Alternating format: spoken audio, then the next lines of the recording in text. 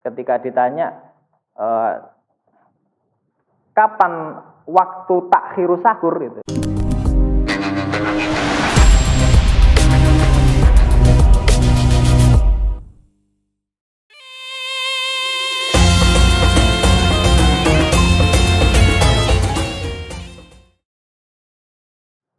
Assalamualaikum warahmatullahi wabarakatuh. Alhamdulillahirabbil alamin. Allahumma shalli ala sayyidina Muhammadin abdika wa rasulika nabiyil ummi wa ala alihi wa sahbihi ajma'in, amma ba'du. Pemirsa yang dirahmati oleh Allah Subhanahu wa taala, alhamdulillah kita masih diberikan kesempatan untuk berpuasa hingga hari ini. Semoga Allah memberikan kita kekuatan untuk bisa berpuasa sebulan penuh lamanya. Kemarin kita sudah membahas tentang hal-hal yang membatalkan puasa dan juga hal-hal yang makruh atau tidak disarankan untuk dilakukan ketika bulan puasa. Termasuk hal-hal yang membatalkan, yang makruh ya. Termasuk hal-hal yang makruh adalah melakukan sesuatu yang mengantarkan kita kepada jima. Melakukan sesuatu yang mengantarkan kita kepada jima atau hal-hal yang membangkitkan syahwat. Itu termasuk makruh. Jadi bukan hanya makruh tapi bisa menghilangkan nilai-nilai atau ganjaran daripada puasa kita.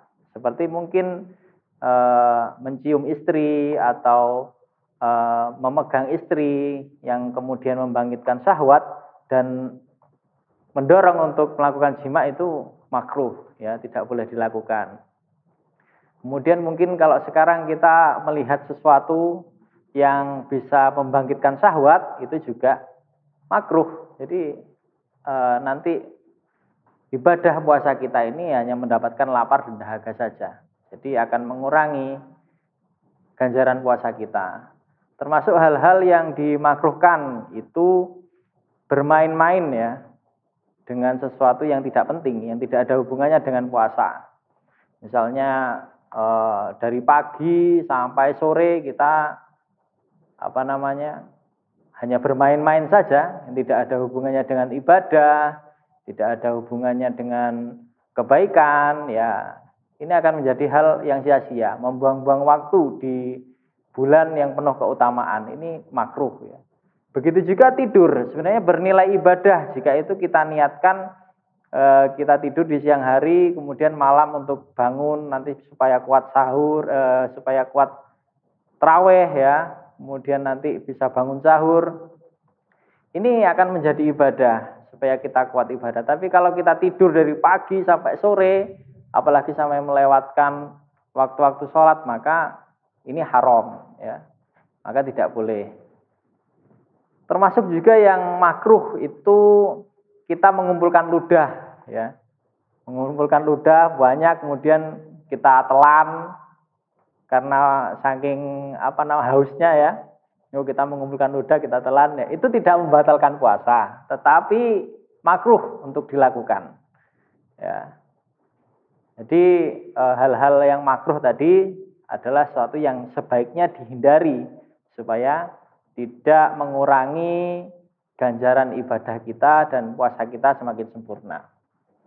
Yang pertama adalah sahur, ya, karena Rasulullah Shallallahu Alaihi Wasallam bersabda, tasaharu fa inna fis sahuri barokatan. Bersahurlah kalian semuanya karena ada barokah ya di dalam kita sahur. Maka itu sangat disarankan. Jadi jangan kemudian kita merasa kuat, ya enggak apa-apa kalau misalnya kita ketiduran bangun-bangun setelah azan subuh ya. Tapi kita niat sahur supaya mendapatkan kesunaan. Terus apalagi kesunaannya al-mustahabbat ya, yang dianjurkan ketika puasa adalah takhirus sahur, mengakhirkan sahur. Ini yang juga dilakukan oleh Nabi Muhammad SAW yang diriwayatkan dari Zaid bin Thabit ketika ditanya kapan waktu takhiru sahur itu ya, sahur sampai akhir itu yang mau mendekati azan itu kapan ya, kata Zaid bin Thabit ya Tasaharna ma'a Rasulullah sallallahu alaihi wasallam, suatu ketika Zaid bin Tsabit sahur dengan Rasul sallallahu alaihi wasallam, itu kira-kira kita membaca ayat itu 50 ayat lah sebelum waktu azan gitu. Jadi sebelum waktu azan kita masih bisa membaca 50 ayat Al-Qur'an, itu termasuk takhirus sahur. Jadi sangat disunahkan. Bukan waktu takhirus sahur itu ketika sudah azan kita makan. Nah itu jangan. Ketika azan itu ya sudah, kita tidak boleh makan dan minum. Takhirus sahur. Kalau waktu azan kita masih makan dan minum, itu namanya mutaakhir ya, udah telat gitu. Sudah terlambat. Jadi bukan takhirus sahur. Kemudian yang juga dianjurkan adalah takjilul iftar ya, takjilul fitri. Jadi menyegerakan untuk berbuka puasa. Jadi sahurnya tadi diakhirkan, berbuka puasanya disegerakan. Itu termasuk yang disunahkan dalam berpuasa. Jadi jangan, wah saya masih kuat ini puasa.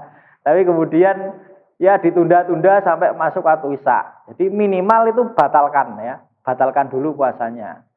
Jadi dengan minum itu batalkan dulu. Segeralah, karena salah satu yang membuat disunahkan itu karena kita sangat butuh ya, sangat butuh kepada Allah Subhanahu wa taala, karena dengan berpuasa kita lemah ya.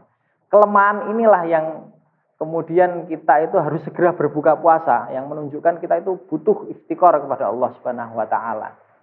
Kemudian yang termasuk hal-hal yang disunahkan adalah berdoa ketika berbuka puasa dan asna'is saum, asna'is syam, dan ketika kita berpuasa sepanjang hari dan berbuka, itu merupakan hal yang sangat disunahkan karena Rasul bersabda, salah satu la turaddu da'watuhum, 3 hal yang tidak akan ditolak ya doanya, salah satunya adalah as-shaim hatta yuftira, orang yang berpuasa sampai dia berbuka puasa. Makanya sangat disunahkan ketika kita berpuasa dan juga ketika kita berbuka puasa, mari perbanyak berdoa karena tidak akan ditolak oleh Allah Subhanahu wa taala. Selanjutnya adalah yang termasuk kesunahan berbuka dengan yang manis-manis ya. Kalau sunahnya Rasul itu adalah berbuka dengan rutobat. Yang pertama itu rutob adalah kurma yang basah ya. Ada kurma muda itu kalau agak dibiarin agak lama itu nanti basah, kurma basah ya. Karena kurma-kurma yang beredar ini yang sekarang sudah sampai Indonesia itu pasti kurma kering ya. Kalau tidak ada kurma yang basah, maka kurma kering tadi itu termasuk sunnah daripada berbuka puasa. Kalau tidak ada sama sekali, maka ya dengan air putih. Nah, dengan air putih termasuk disunahkan. Jadi bersegera berbuka puasa dan segera walaupun dengan minum air putih, maka itu termasuk menjadi kesunahan kita dalam berpuasa. Demikian, semoga kita menjadi orang-orang termasuk orang-orang yang tidak merugi di dalam bulan puasa ini. Assalamualaikum warahmatullahi wabarakatuh.